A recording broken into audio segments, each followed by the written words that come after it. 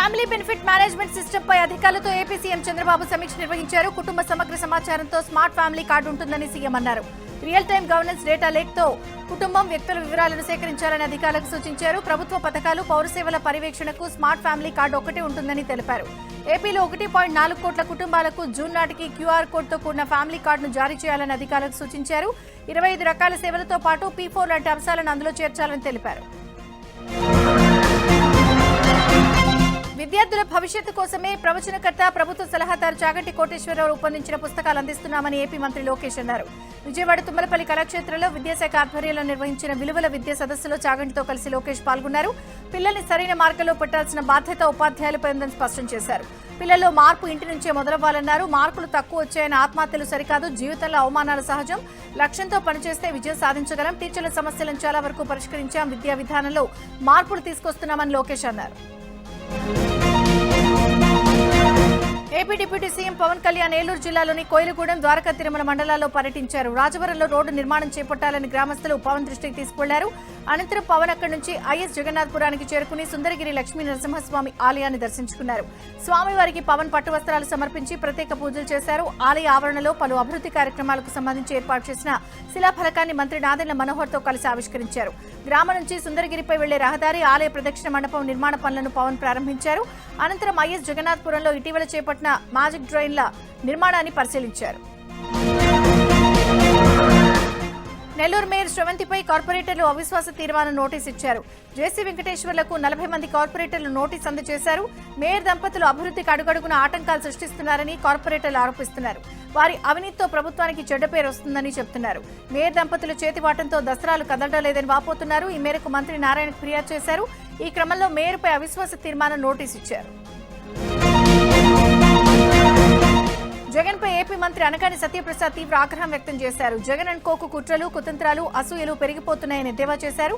కూటమి ప్రభుత్వ పాలనలో రైతులు సంతోషంగా ఉంటే వైసీపీ ఓర్వలేకపోతున్నారని మండిపడ్డారు. పంచసూత్రాల పేరుతో తమ ప్రభుత్వం రైతుల సంక్షేమానికి కృషి చేస్తోందని మంత్రి అనగాని సత్యప్రసాద్ తెలిపారు. దీన్ని తట్టుకోలేకే జగన్ పంచసూత్రాలపై పడేడుస్తున్నారని మంత్రి అనగాని సత్యప్రసాద్ ఆరోపించారు.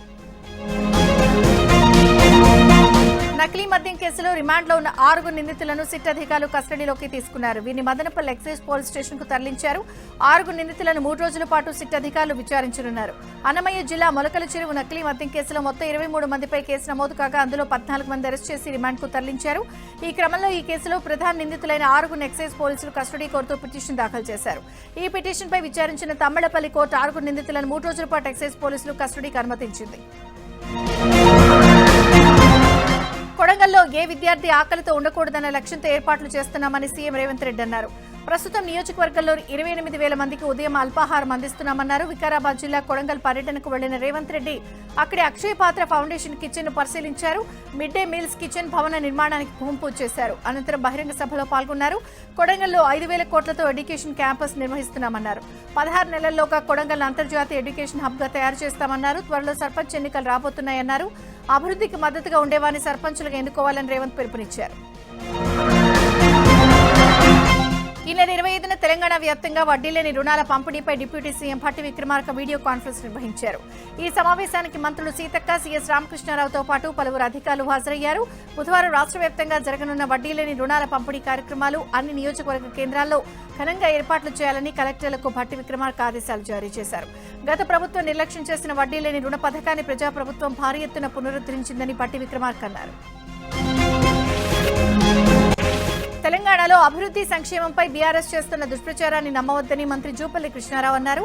ఆదిలాబాద్ జిల్లాలో ఇందిరమ్మ ఇళ్ల ప్రారంభోత్సవం, చీరల పంపిణీ కార్యక్రమంలో మంత్రి జూపల్లి కృష్ణారావు పాల్గొన్నారు. ప్రతి పేదవాడి సొంతింటి కలను తాము సాకారం చేస్తామని మంత్రి హామీ ఇచ్చారు.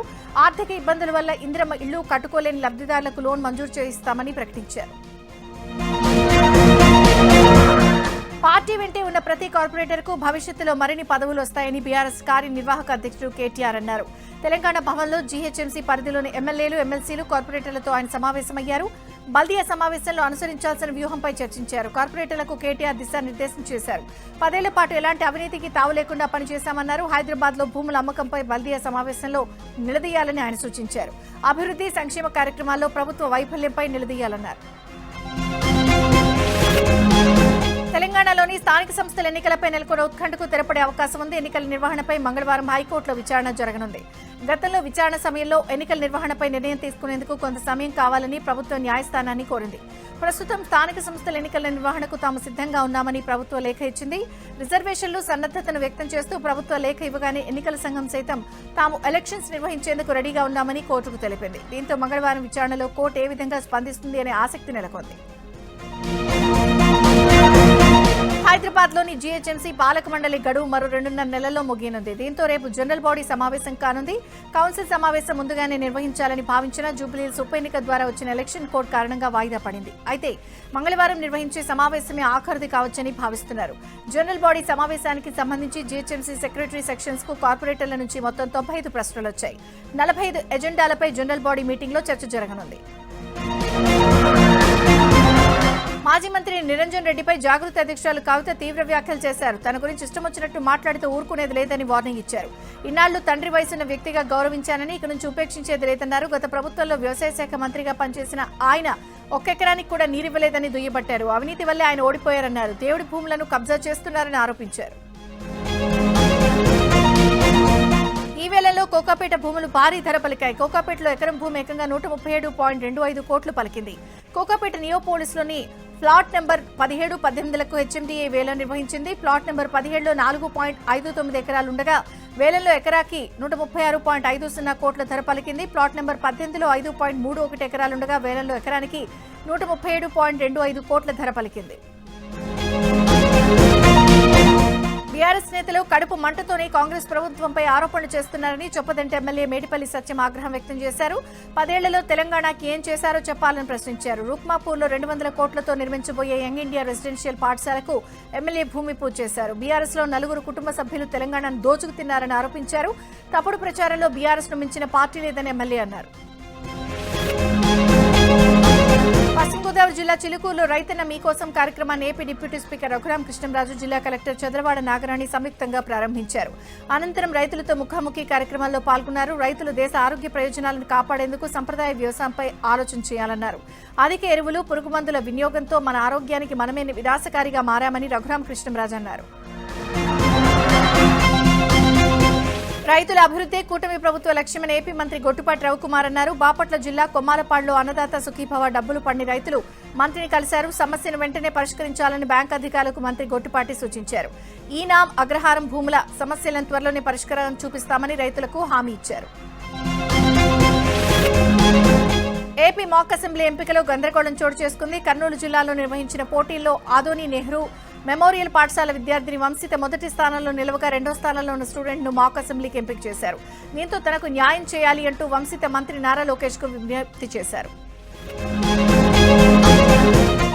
హైదరాబాద్ ఉప్పల్లో నూతన Nacharam excise police station Telangana ప్రభుత్వ చీఫ్ విప్ పట్నం మహేందర్ రెడ్డి ప్రారంభించారు. తెలంగాణ వ్యాప్తంగా 14 ఎక్సైజ్ పోలీస్ స్టేషన్ కార్యాలయాలు ప్రారంభించడం జరుగుతుందన్నారు. ఉమ్మడి రంగారెడ్డి జిల్లా వ్యాప్తంగా 9 ఎక్సైజ్ పోలీస్ స్టేషన్ ప్రారంభించామన్నారు. కొన్నింటికి ల్యాండ్ అలాట్మెంట్ జరగలేదని విషయంపై సీఎం రేవంత్ రెడ్డి దృష్టికి తీసుకెళ్లామన్నారు. తెలంగాణ సీఎం రేవంత్ రెడ్డి పాలనలో రియల్ ఎస్టేట్ రంగం కుప్పకూలిపోయిందని కోరుట్ల ఎమ్మెల్యే సంజయ్ కుమార్ ఆరోపించారు. హైదరాబాద్ లో పరిశ్రమలకు కేటాయించిన భూములను రియల్ ఎస్టేట్ గా మార్చి 5 లక్షల కోట్ల అవినీతికి తెరలేపారని మండిపడ్డారు. పరిశ్రమలకు సంబంధించిన 10,000 ఎకరాల భూములను రేవంత్ రెడ్డి ప్రభుత్వం దోచుకుంటుందని ఆరోపించారు. 5 లక్షల కోట్ల స్కామ్ వ్యవహారంపై బీజేపీ నేతలు ఎందుకు మౌనంగా ఉంటున్నారని సంజయ్ కుమార్ ప్రశ్నించారు. కాంగ్రెస్ నాయకులు అడ్డగోలుగా భూముల కబ్జాలకు పాల్పడుతున్నారని ఆరోపించారు. సర్దార్ వల్లభాయ్ పటేల్ 150వ జయంతి సందర్భంగా నారాయణపేట జిల్లాలో ఏక్తా యాత్ర 4K రన్ను జిల్లా కలెక్టర్ సిక్తా పట్నాయక్ తో కలిసి ఎంపీ డీకే అరుణ ప్రారంభించారు. జాతి సమాఖ్యతలో సర్దార్ వల్లభాయ్ పాత్ర ఎనలేదన్నారు. 564 సంస్థానాలను దేశంలో విలీనం చేశారన్నారు. అంతకుముందు నారాయణపేటలో బారంభావి నుంచి మినీ స్టేడియం వరకు సాగిన యాత్రలో భారీ సంఖ్యలో విద్యార్థులు పాల్గొన్నారు. ఖమ్మంలోని శ్రీ చైతన్య హర్ష కాంప్లెక్స్ ఎదుట విద్యార్థులు ఆందోళన చేపట్టారు. లక్షల్లో ఫీజులు దండుకుని నాణ్యత లేని ఆహారం పెడుతున్నారంటూ ఆగ్రహం వ్యక్తం చేశారు. ప్రశ్నిస్తే బ్లాక్మెయిల్ చేస్తూ కొడుతున్నారని విద్యార్థులు ఆవేదన వ్యక్తం చేశారు. ఫుడ్ సేఫ్టీ అధికారులు, ఉన్నతాధికారులు కనీసం ప్రైవేట్ హాస్టళ్ల పనితీరుపై అజమాయిషీ చేయడం లేదని ఆగ్రహం వ్యక్తం చేశారు. ఇప్పటికైనా కాలేజీ యాజమాన్యం స్పందించి నాణ్యతతో కూడిన ఆహారం అందించాలని విద్యార్థులు డిమాండ్ చేస్తున్నారు. ఖమ్మం జిల్లా నేలకొండపల్లిలో ఓ రైతు దంపతులు వినూత్న నిరసన చేపట్టారు. తహసీల్దార్ కార్యాలయం గుమ్మం దగ్గర అడ్డంగా పడుకుని నిరసన వ్యక్తం చేశారు. తన భార్య పేరు మీద ఉన్న భూమిని అన్ని ఆధారాలు ఉన్నప్పటికీ అధికారులు భూమిని చూపించడం లేదని రైతు వాపోయాడు. 229 సర్వే నెంబర్లో 36 కుంటల భూమి తక్కువగా ఉందని న్యాయం కోసం 2013లో హైకోర్టును ఆశ్రయించాడు. బాధితుడి భూమిని సర్వే చేసి ఆయనకు న్యాయం చేయాలని 2024లో హైకోర్టు తీర్పిచ్చింది. అప్పటి నుంచి తహసీల్దార్ కార్యాలయం చుట్టూ తిరిగిన అధికారులు పట్టించుకోవడం లేదన్నాడు. ఇప్పటికైనా అధికారులు స్పందించి తమకు న్యాయం చేయాలని కోరుతున్నాడు. ఎన్టీఆర్ జిల్లా ఇబ్రహీంపట్నం జగదల్పూర్ జాతీయ రహదారిపై లారీలు నిలిపి డ్రైవర్ నిరసన చేశారు.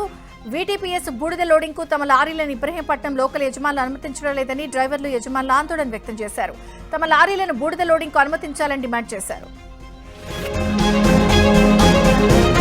భద్రాద్రి కొత్తగూడెం జిల్లా అశ్వరాపురంలో జిల్లా కలెక్టర్ జితేష్ వి పాటిల్తో ఆఫ్ సైట్ ఎమర్జెన్సీ సమావేశాన్ని ప్లాంట్ అధికారులు నిర్వహించారు. అంతకుముందు కర్మాగారం నుంచి హైడ్రోజన్ సల్ఫైడ్ అనే విషవాయువు లీక్ అయినప్పుడు సమీప గ్రామాల ప్రజలకు తీసుకోవాల్సిన జాగ్రత్తలపై మాక్ డ్రిల్ ద్వారా అవగాహన కల్పించారు. దేశం గర్వించే ప్లాంట్ కొత్తగూడెం జిల్లాలో ఉందని, న్యూక్లియర్ లో ఉపయోగించే హెవీ వాటర్ ఇక్కడ తయారు చేయడం సంతోషకరమని జిల్లా కలెక్టర్ చెప్పారు. సమయం సందర్భం లేకుండా ప్రతి చోట జగన్ పోస్టులు దర్శనమిస్తున్నాయి. పెళ్లికి వెళ్లినా, పరామర్శకు వెళ్లినా, ఇక కోర్టు మెట్లెక్కినా వైసీపీ శ్రేణులు జగన్ జపం చేస్తూ రప్పారప్ప పోస్టులు ప్రదర్శిస్తున్నారు. మొన్న నాంపల్లి కోర్టుకు జగన్ హాజరు సమయంలో దర్శనమిచ్చిన రప్పారప్ప పోస్టులు అంతకుముందు శబరిమలలో కూడా కనిపించాయి. అనంతపురం జిల్లా రాప్తాడులోని ఓ పెళ్లిలో రప్పారప్ప పోస్టులు కనిపించాయి. మాజీ ఎమ్మెల్యే తోపుదుర్తి ప్రకాష్ రెడ్డి సోదరుడు కుమార్తె వివాహానికి జగన్ హాజరయ్యారు. రాప్తాడుకు జగన్ వస్తున్న సమయంలో వైసీపీ కార్యకర్తలు రప్పారప్ప ప్లకార్డులు ప్రదర్శించారు. అనంతపురం జిల్లా జరుట్లరాంపురంలో వ్యక్తిగత కక్షలతో దుండగులు దుశ్చర్యకు పాల్పడ్డారు. స్థానిక టీడీపీ బూత్ కన్వీనర్ రామాంజనేయులు తోటలో ఉన్న వ్యవసాయ డ్రిప్ పరికరాలు ధ్వంసం చేసి అనంతరం ట్రాక్టర్ను పెనకచెర్ల డ్యాం దగ్గర నీటిలోకి తోసేసి వెళ్లిపోయారు. మత్స్యకారులు గమనించిన సమాచారం ఇవ్వడంతో బాధితుడు రామాంజనేయులు పిఎస్లో ఫిర్యాదు చేశాడు. వరంగల్ జిల్లా గోపనపల్లిలో కాంగ్రెస్ నాయకుడి నిర్వాకం విమర్శలకు తావిచ్చింది. స్థానిక ఎమ్మెల్యే ఫోటో, తన ఫోటో ముద్రించి సొంతంగా రేషన్ కార్డులను కాంగ్రెస్ గ్రామాధ్యక్షుడు నాగార్జున తయారు చేయించారు. ఆ రేషన్ కార్డులను గ్రామంలో పంచారు. అయితే రేషన్ కార్డుల వీడియోలు సోషల్ మీడియాలో వైరల్ గా మారాయి. దీంతో తన తప్పును వెనక్కి తీసుకున్నారు. హైదరాబాద్ లంగర్ హౌస్ టోలీ చౌకీలో సిపి సజ్జనార్ పాట్రోలింగ్ చేశారు. రాత్రి పలు కాలనీలోకి రౌడీ షీటర్లు ఇళ్లకు వెళ్లి వారి నేర చరిత్ర, ప్రస్తుత జీవనశైలి, ఉపాధి పరిస్థితుల గురించి ఆరా తీశారు. అనంతరం రాత్రిపూట తెరిచి ఉన్న హోటళ్లు, దుకాణాలను పరిశీలించారు. నిబంధనలకు విరుద్ధంగా రాత్రిపూట దుకాణాలు తెరిస్తే కఠిన చర్యలు తీసుకుంటామని హెచ్చరించారు. పీపుల్స్ వెల్ఫేర్ పోలీసింగ్ లో భాగంగా ఈ తనిఖీలు చేపట్టామని సిపి సజ్జనార్ తెలిపారు. సత్యసాయి జిల్లా హిందూపురం ఎమ్మెల్యే నందమూరి బాలకృష్ణ క్యాంప్ కార్యాలయంలో అధికారులు గ్రీవెన్స్ డే నిర్వహించారు. రెవెన్యూ, హౌసింగ్, విద్యుత్, వ్యవసాయ శాఖ అధికారులకు పలు రకాల సమస్యలపై వినతులు అందజేశారు. ఎమ్మెల్యే బాలకృష్ణ ఆదేశాలతో అధికారులు, లబ్ధిదారుల సమావేశం ఏర్పాటు చేశారు. సుదీర్ఘకాలంగా పెండింగ్ లో ఉన్న సమస్యల పరిష్కారం కోసం గ్రీవెన్స్ సెల్ ఏర్పాటు చేసినట్లు ఎమ్మెల్యే బాలకృష్ణ పిఏ వీరయ్య తెలిపారు. తెలంగాణలో మహిళల అభివృద్ధికి కాంగ్రెస్ ప్రభుత్వం పెద్దపీట వేస్తోందని ఎమ్మెల్యే డాక్టర్ చిక్కుడు వంశీకృష్ణ అన్నారు.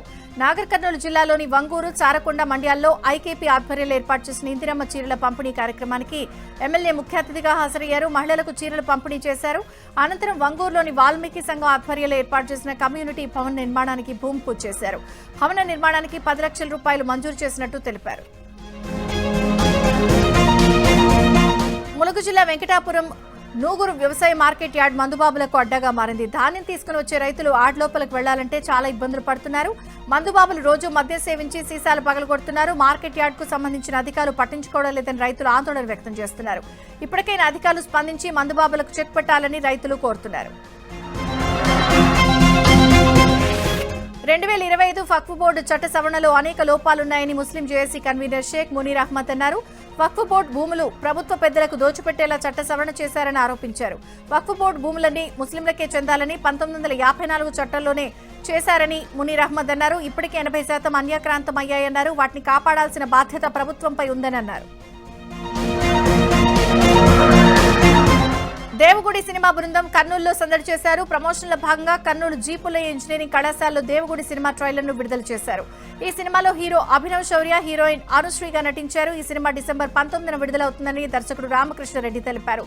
సినిమాను ప్రేక్షకులు, వీక్షకులు ఆదరించాలని నటీనటులు కోరారు. సిద్దిపేట జిల్లా దుబ్బాకలోని అగ్ని ప్రమాదం జరిగింది. హార్వెస్టర్ కు వెల్డింగ్ చేస్తున్న క్రమంలో ఒక్కసారిగా మంటలు చెలరేగాయి. సమాచారం అందుకున్న ఫైర్ సిబ్బంది మంటలను అదుపు చేశారు. హైదరాబాద్ అంబర్పేట సిపిఎల్లో తుపాకీ మిస్ఫైర్ అయింది. ఏపీ క్యాడర్ కు చెందిన కానిస్టేబుల్ కు గాయాలయ్యాయి. ఒక రౌండ్ ప్రమాదవశాత్తు పేలడంతో భుజానికి గాయమైంది. బాధితుడిని నాంపల్లిలోని ఓ ప్రైవేట్ ఆసుపత్రికి తరలించారు. హైదరాబాద్ లో నకిలీ స్టడీ సర్టిఫికెట్ల తయారీ ముఠా గుట్టురట్టయింది. SRM university, Bengaluru city university పేరుతో పలు డిగ్రీ, బోనిఫైడ్ స్టడీ సర్టిఫికెట్లు, బీటెక్ సర్టిఫికెట్లను ముఠా తయారు చేసి విక్రయిస్తోంది. నెక్నాపూర్లోని చింతచెట్టు దగ్గర నకిలీ సర్టిఫికెట్లను ముఠా విక్రయిస్తుండగా ఎస్ఓటీ పోలీసులు పట్టుకున్నారు. ఈ కేసులో ప్రధాన నిందితుడు మీర్జా అఖ్తర్ అలీ సహా 5 నిందితులను పోలీసులు అరెస్ట్ చేశారు.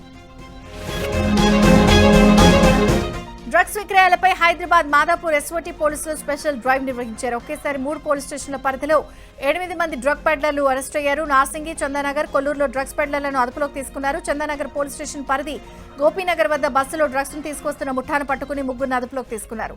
నార్సింగిలో 4.5 గ్రాముల హెరాయిన్ స్వాధీనం చేసుకుని 2 అరెస్ట్ చేశారు. అలాగే కొల్లూరులో 42 కేజీల గంజాయి సీజ్ చేసి 3 అదుపులోకి తీసుకున్నారు. ఒంగోలు సెంట్రల్ క్రైమ్ స్టేషన్ నుంచి 2 నేరస్తులు పరారయ్యారు. ఆజాద్, నాగుల్ మీరా అనే 2 నిందితులు బైక్లు ఆలయాల్లో చోరీ కేసుల్లో పట్టుబడ్డారు. గంజాయి కేసులో కూడా వారికి సంబంధం ఉన్నట్లు తేలడంతో పోలీసులు వారిని అరెస్ట్ చేశారు. అయితే పోలీసులు కళ్లుగప్పి ఆ 2 దొంగలు స్టేషన్ నుంచి తప్పించుకున్నారు. నిందితుల కోసం పోలీసులు గాలిస్తున్నారు. ప్రకాశం జిల్లా దొడ్డంపల్లెలో దొంగలు రెచ్చిపోయారు. రమణారెడ్డి ఇంట్లో గుర్తు తెలియని దుండగులు చోరీ చేశారు. బీరువా పగలగొట్టి 30 తులాల బంగారం, 60 తులాల వెండిని అపహరించారు. దొంగలు కారులో వచ్చి చోరీ చేసినట్లు గ్రామస్తులు పోలీసులకు తెలిపారు. ఇంటి యజమాని కుటుంబ సభ్యులతో కలిసి ముంబైకి వెళ్లారు. ఈ సమయంలో చోరీ జరిగినట్లుగా పోలీసులు తెలిపారు. కామారెడ్డి కలెక్టరేట్ జిల్లా పోలీస్ కార్యాలయానికి వెళ్లే దారిలో క్షుద్ర పూజలు కలకలం రేపాయి. దీంతో కలెక్టరేట్ ఉద్యోగుల్లో భయాందోళన నెలకొంది. కలెక్టరేట్ వెళ్లే దారిలో గుర్తు తెలియని వ్యక్తులు జిల్లెడు ఆకులతో కోడిగుడ్లు, నిమ్మకాయలు, పసుపు, కుంకుమ కలిపి చౌరస్తా మధ్యలో వేశారు. దీంతో ఈ ప్రాంతంలో క్షుద్ర పూజలు చేశారని ప్రజలు అనుమానిస్తున్నారు. బాలీవుడ్ ప్రముఖ నటుడు ధర్మేంద్ర కన్నుమూశారు. కొద్ది రోజులుగా అనారోగ్యంతో బాధపడుతున్న ధర్మేంద్ర మృతి చెందారు. 1935 డిసెంబర్ 8న పంజాబ్ లో జన్మించిన ధర్మేంద్ర 300కు పైగా సినిమాల్లో నటించారు. తన సినిమాల ద్వారా యాక్షన్ కింగ్, హీమాన్ గా ప్రత్యేక గుర్తింపు పొందారు. ధర్మేంద్ర ఆఖరి చిత్రం 21 త్వరలో విడుదల కానుంది. ధర్మేంద్ర మృతితో యావత్ సినీ పరిశ్రమ శోకసంద్రంలో మునిగిపోయింది. జస్టిస్ సూర్యకాంత్ భారతదేశ 53వ ప్రధాన న్యాయమూర్తిగా ప్రమాణం చేశారు. జస్టిస్ సూర్యకాంత్ తో రాష్ట్రపతి ద్రౌపది ముర్ము ప్రమాణం చేయించారు. 6 దేశాల ప్రధాన న్యాయమూర్తులు సీజేఐ ప్రమాణ స్వీకార కార్యక్రమానికి హాజరయ్యారు. భారత ప్రధాన న్యాయమూర్తి ప్రమాణ స్వీకార కార్యక్రమానికి విదేశీ అతిథులు రావడం ఇదే తొలిసారి. సీజేఐ ప్రమాణ స్వీకార కార్యక్రమానికి ప్రధాని మోదీ, కేంద్ర మంత్రులు, తెలంగాణ సీఎం రేవంత్ రెడ్డి, ఆంధ్రప్రదేశ్ గవర్నర్ అబ్దుల్ నజీర్ హాజరయ్యారు. పాకిస్తాన్లోని సింధ్ ప్రాంతంపై రక్షణ శాఖ మంత్రి రాజ్నాథ్ సింగ్ కీలక వ్యాఖ్యలు చేశారు. సరిహద్దులు మారొచ్చని, 1947 దేశ విభజన అనంతరం పాక్లో భాగమైన సింధ్ భవిష్యత్తులో కలవచ్చని వ్యాఖ్యానించారు. పాకిస్తాన్లో అంతర్భాగమైన సింధ్తో భారత్కు విడదీయరాని నాగరికత, సాంస్కృతిక సంబంధాలు ఉన్నాయన్నారు. విశ్వ సింధీ హిందూ ఫౌండేషన్ నిర్వహించిన కార్యక్రమంలో పాల్గొన్న రాజ్నాథ్ సింగ్ మాజీ ఉప ప్రధాని ఎల్కే అడ్వాణీ రాసిన ఓ పుస్తకాన్ని ప్రస్తావించారు. దేశ విభజన సింధీ హిందువులు మానసికంగా ఎప్పటికీ అంగీకరించలేదని అద్వానీ పుస్తకంలో రాశారన్నారు. రాజ్నాథ్ వ్యాఖ్యలపై ఇప్పుడు ఆసక్తికర చర్చ నడుస్తోంది. మధ్యప్రదేశ్, ఛత్తీస్గఢ్, మహారాష్ట్ర సీఎంలకు మావోయిస్టు పార్టీ లేఖ రాసింది. ఆయుధాలు వీడేందుకు తాము సిద్ధంగా ఉన్నామని లేఖలో తెలిపింది. కోమింగ్ ఆపేస్తే ఆయుధ విరమణపై తేదీ ప్రకటిస్తామంది. సమిష్టి నిర్ణయం తీసుకునేందుకు సమయం కావాలని లేఖలో పేర్కొంది. తమిళనాడులోని టెంకాసి జిల్లాలో ఘోర రోడ్డు ప్రమాదం జరిగింది. ఇదైకల్ సమీపంలో 2 ప్రైవేటు బస్సులు ఢీకొన్న ఈ ప్రమాదంలో అక్కడికక్కడే 6 మృతి చెందగా 30 మందికి తీవ్రంగా గాయాలయ్యాయి. వారిని టెంకాసీలో ప్రభుత్వ ఆసుపత్రికి తరలించారు. ఇటీవలి కాలంలో దేశంలో విమానాలు తెగ టెన్షన్ పెడుతున్నాయి. ఈ క్రమంలోనే ముంబైలో ఇండిగో విమానానికి ప్రమాదం తప్పింది. ముంబై నుంచి డెహ్రాడూన్ కు వెళ్తున్న ఇండిగో 6E5032 విమానాన్ని పక్షి ఢీకొట్టడంతో పైలట్ వెంటనే విమానాన్ని ల్యాండ్ చేశారు. ప్రయాణికులంతా సురక్షితంగా ఉన్నారు. ప్రయాణికులకు ఎలాంటి ఇబ్బందులు లేకుండా ప్రత్యామ్నాయంగా మరో విమానాన్ని ఎయిర్ ఇండియా ఏర్పాటు చేసింది. దుబాయ్ ఎయిర్ షోలో ప్రాణాలు కోల్పోయిన వింగ్ కమాండర్ నమామ్ సియాల్ కు రష్యా వాయుసేన నివాళులర్పించింది. దుబాయ్లో జరిగిన ఎయిర్ షోలో విన్యాసం చేస్తుండగా భారత వాయుసేనకు చెందిన తేజస్ యుద్ధ విమానం కోల్పోయింది. ఈ దుర్ఘటనలో వింగ్ కమాండర్ నమామ్ సియాల్ ప్రాణాలు కోల్పోయారు. నమామ్ సియాల్ కు నివాళిగా దుబాయ్ ఎయిర్ షోలో రష్యా వాయుసేనకు చెందిన రష్యన్ నైట్స్ నివాళులర్పించింది. ఇది తీరని వేదన అని రష్యా వాయుసేన విచారం వ్యక్తం చేసింది. మిస్సింగ్ మ్యాన్ ఫార్మేషన్ విన్యాసం చేసి సియాల్ ను గుర్తు చేసుకుంది. విధి నిర్వహణలో ఉండగా ప్రాణాలు కోల్పోయిన వారి గౌరవార్థం ఈ విన్యాసం చేస్తూ ఉంటారు.